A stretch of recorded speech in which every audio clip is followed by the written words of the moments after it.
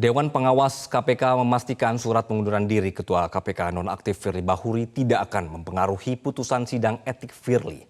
Dewas KPK akan membacakan putusan dugaan pelanggaran etik Firly pada Rabu esok. Dewas KPK menyatakan putusan etik untuk Firly Bahuri sudah ditetapkan dan akan dibacakan pada sidang esok. Pengunduran diri Firly dipastikan tidak akan mempengaruhi putusan tersebut. Sebelumnya pemirsa, di tengah proses sidang dugaan pelanggaran etik yang bergulir di Dewas KPK, Firly tiba-tiba mengundurkan diri sebagai Ketua KPK nonaktif. Firly menyampaikan surat pengunduran dirinya kepada Presiden Joko Widodo. Dewas KPK menyidangkan 3 dugaan pelanggaran kode etik Firly Bahuri secara maraton sejak 11 Desember lalu.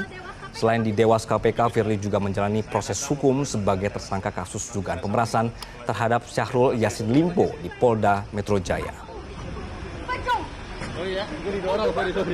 Untuk informasi terkait agenda pembacaan putusan etik terhadap Firly Bahuri, kami terhubung dengan jurnalis Metro TV Zefanya Sara di Gedung KPK Jakarta. Zefanya, selamat sore. Jam berapa sidang besok akan dimulai, Zefanya? Selamat sore Anggi dan juga pemirsa. Memang benar besok Dewan Pengawas KPK ini akan membacakan putusan terkait dugaan pelanggaran etik yang dilakukan oleh Ketua Nonaktif KPK Firly Bahuri. Rencananya sidang tersebut akan dimulai pada pukul 11.00 waktu Indonesia Barat di Gedung Dewan Pengawas KPK. Dan Dewan Pengawas KPK sendiri ini Anggi telah melakukan sidang etik untuk Firly Bahuri yang dimulai sejak tanggal 20 hingga tanggal 22 Desember 2023. Total ada 27 saksi begitu yang diperiksa oleh Dewas KPK selama berlangsungnya sidang yang terdiri dari pimpinan KPK, pihak eksternal dan juga pihak dari pelapor. Firly Bahuri sebagai terlapor ini diketahui tidak hadir dalam proses sidang etik yang dilakukan oleh Dewan Pengawas KPK. Firly sendiri juga ini dilaporkan ada 3 dugaan pelanggaran etik. Begitu yang pertama terkait dengan pertemuan dirinya dengan mantan Menteri Pertanian Syahrul Yassin Limpo. Kedua terkait dengan ketidakjujurannya dalam mengisi LHKPN. Dan yang ketiga terkait dengan penyewaan rumah di Jalan Kertanegara nomor 46 Jakarta Selatan. Adapun Anggi jenis sanksi yang berpotensi akan diberikan kepada Firly Bahuri berdasarkan peraturan Dewas KPK nomor 3 tahun 2021 yang mengatur tentang penegakan kode etik dan pedoman perilaku KPK, yaitu terdiri dari sanksi ringan, sedang dan juga berat. Untuk sanksi ringan ini terdiri dari teguran secara lisan maupun tertulis dengan masa berlaku mulai dari 1 hingga 6 bulan.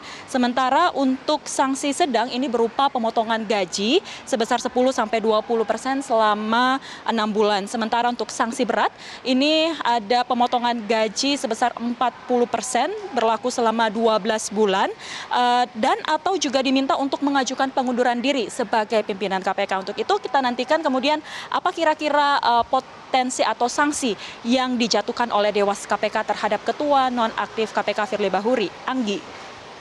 Baik, Zefanya, satu hal lagi. Banyak pihak yang khawatir sidang putusan etik Firly ini dibatalkan kalau Presiden Joko Widodo ini menyetujui pengunduran diri Firly. Bagaimana Dewas KPK memastikan hal ini, Zefanya? Anggi, kalau merujuk kepada pernyataan yang disampaikan oleh anggota Dewan Pengawas KPK Syamsuddin Haris kepada awak media yang menyebutkan bahwa surat pengunduran diri yang diajukan oleh Firly Bahuri ini tidak akan mempengaruhi putusan yang akan dibacakan oleh Dewas KPK pada esok hari.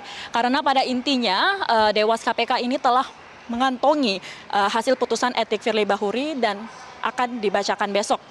Sementara untuk surat pengunduran diri Firly Bahuri yang dikirim ke Istana tertanggal 22 Desember 2023 dan dari pihak Istana pun mengklaim bahwa surat tersebut sedang diproses berdasarkan ketentuan undang-undang yang berlaku, sehingga kalau dirunut oleh waktunya bahwa surat yang diserahkan ke pihak Istana ini masih sedang diproses, sementara pihak Dewas KPK baru akan membacakan putusan terkait etik dari Firly Bahuri ini pada esok hari, sehingga hal tersebut secara otomatis tidak mempengaruhi putusan dari Dewas KPK. KPK. Selain pembacaan putusan etik pun juga Polda Metro Jaya ini kemudian menjadwalkan untuk memanggil Firly Bahuri untuk diperiksa dengan statusnya sebagai tersangka. Ini merupakan panggilan kedua setelah pada panggilan pertama Firly Bahuri mangkir.